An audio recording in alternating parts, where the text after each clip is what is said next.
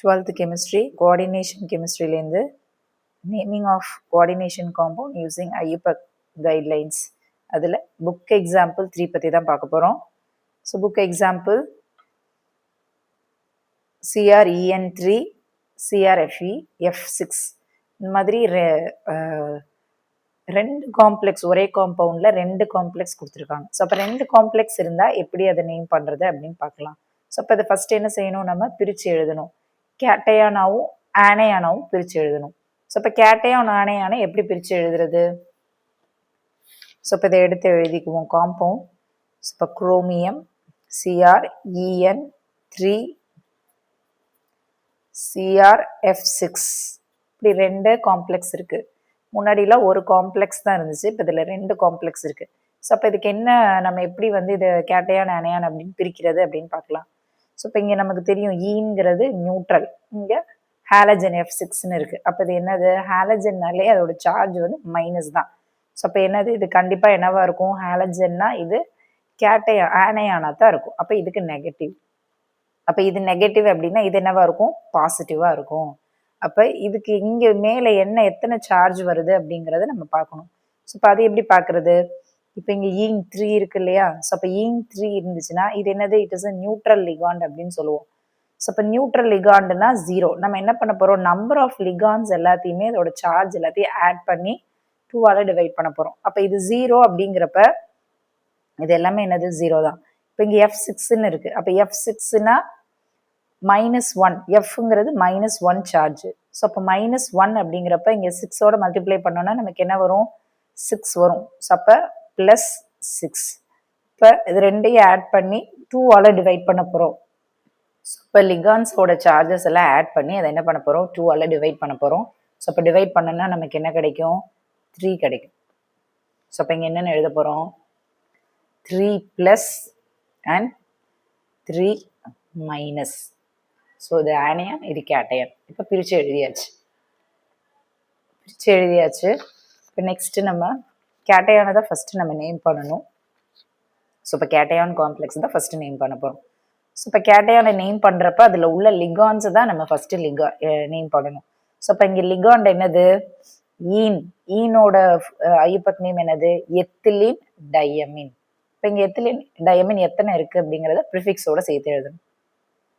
So the name of the ligand with prefix. So அப்போ இங்கே 3 ligands இருக்குது, ஏன்னா இங்கே E3ன்னு போட்டிருக்கு இல்லையா. ஸோ அப்போ 3 லிகான்ஸ். அப்போ ப்ரிஃபிக்ஸ் என்ன வரும், ட்ரைஸ் அப்படின்னு வரும். ஏன் ட்ரைன்னு போட்டக்கூடாது, ட்ரைன்னு போட்டால் தப்பு. ஏன் ட்ரைஸ் அப்படின்னு போடுறோம்னா, ஆல்ரெடி இந்த லிகாண்டுக்குள்ளே என்ன இருக்குது, எத்திலீன் டையமின் அப்படின்றது. டை அப்படிங்கிற ஒரு டை அப்படின்னு வருது இல்லையா. ஸோ அப்போ டை ஆல்ரெடி அதில் ப்ரிஃபிக்ஸ் டையோ ட்ரையோ இருந்துச்சு அப்படின்னா நம்ம நேம் பண்ணுறப்ப அந்த டை ட்ரையை யூஸ் பண்ணக்கூடாது. அதுக்கு பதிலாக ஆல்டர்னேட் ப்ரிஃபிக்ஸ் தான் நம்ம யூஸ் பண்ணணும்.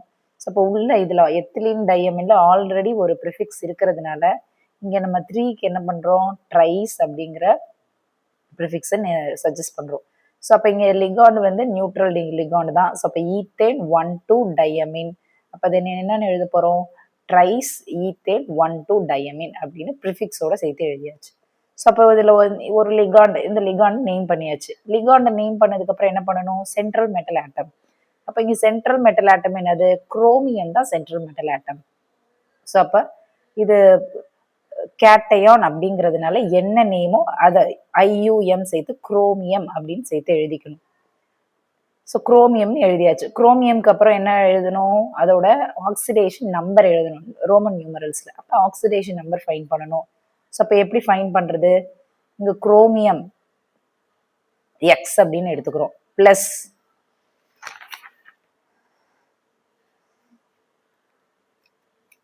ஸோ அப்போ குரோமியமை என்னென்ன எடுத்துக்கிறோம், X அப்படின்னு எடுத்துக்கிறோம். அப்போ X ப்ளஸ் இங்கே எத்தனை இருக்குது, 3 இருக்குது. ஸோ அப்போ 3 நியூட்ரல், அப்போ 0 = இங்கே என்ன இருக்கோ அந்த சார்ஜ் அப்படியே சேர்த்து எழுதணும் 3. அப்போ இது 0 ஆகிடும், X = 3. அப்போ இங்கே என்னென்னு எழுத போகிறோம், நியூமரல்ஸில் 3 கோபால்ட் 3 அப்படின்னு எழுத போகிறோம். ஸோ குரோமியம் 3 நியூமரல்ஸ் 3x + 3ன்னு கண்டுபிடிச்சாச்சு. நெக்ஸ்ட்டு கேட்டையானை நேம் பண்ணதுக்கப்புறமா ஆனையானை நேம் பண்ணணும். ஸோ இப்போ ஆனையான் குரோமியம் F6 3 மைனஸ். ஸோ அது ஆல்ரெடி பிரித்து எழுதுறப்ப பார்த்தோம் இல்லையா? ஸோ அப்போ இங்கே என்ன இருக்குது? 6 லிகான்ஸ். இது காம்ப்ளெக்ஸ்க்குள்ளே லிகாண்டை தான் ஃபஸ்ட்டு நேம் பண்ணணும். அப்போ லிகாண்டை நேம் பண்ணுறப்ப 6 லிகாண்ட் இருக்கு. அப்போ ப்ரிஃபிக்ஸ் என்னன்னு வரும்? ஹெக்ஸா. 6னா ஹெக்ஸா. ஸோ இப்போ ஆனையானிக் லிகாண்டு. ஸோ அப்போ ஆனையானிக் லிகாண்டா இருந்துச்சு அப்படின்னா ஃப்ளூரிடோ அப்படின்னு எழுதணும். வித் ப்ரிஃபிக்ஸோட ஹெக்ஸா ஃப்ளூரிடோ. ஸோ லிகாண்டை நேம் பண்ணதுக்கு அப்புறமா சென்ட்ரல் ஆட்டம். ஸோ இப்போ சென்ட்ரல் மெட்டல் ஆட்டம் குரோமியம் தான். ஸோ அப்போ இங்கே வந்து ஆனையானிக் காம்ப்ளெக்ஸ். கேட்டயானிக் காம்ப்ளெக்ஸ்னா என்ன காம்பவுண்ட் நேமோ அதோட காம்பவுண்ட் நேம்ல எழுதணும் குரோமியம்னு. இப்போ இங்கே ஆனையானிக் லிகாண்ட் அப்படிங்கிறப்ப என்ன பண்ணணும்? ஏடிஇ சேர்த்து எழுதணும். ஸோ அப்போ குரோமேட் அப்படின்னு எழுதணும். நெக்ஸ்ட் இதை ஆக்சிடேஷன் நம்பரோட சேர்த்து நம்ம எழுதணும் இல்லையா? ஸோ அப்போ எக்ஸ், குரோமியம் என்னன்னு எடுத்துக்கணும்? எக்ஸ் அப்படின்னு எடுத்துக்கணும். ஸோ அப்போ இதோட ஆக்சிடேஷன் நம்பர். ஸோ அப்போ சிஆர் F6 3 மைனஸ், இதை எக்ஸ் அப்படின்னு எடுத்துக்கிறோம். ப்ளஸ் 6 இன்ட்டு இதோட சார்ஜ் என்ன? எஃப் ஃப்ளூரினுக்கு -1 இஸ் ஈக்குவல் டு இங்கே என்ன இருக்கோ அதை சார்ஜோட சேர்த்து எழுதணும். ஸோ அப்போ X -6 is equal to -3. X is equal to 6 - 3. therefore x is equal to +3. அப்போ இங்கே என்னது? 3 தான் அதோட ஆக்சிடேஷன் நம்பர். அப்போ ரோமன் நியூமரல்ஸில் 3 அப்படின்னு எழுத போகிறோம். இப்போ ஓவராலாக அதோட ஐபக் நேம் எடுத்து எழுதுகிறோம். அப்போ ஃபர்ஸ்ட்லேருந்து என்னது? கேட்டயானிக் லிகாண்ட் ட்ரைஸ் ஈத்தேன் 1,2 டையமின் ப்ராக்கெட்டில் போட்டு நம்ம எழுதுகிறோம். Next chromium 3. அடுத்த காம்ப்ளெக்ஸ் ஹெக்ஸா ஃப்ளூரிடோ குரோமேட் 3.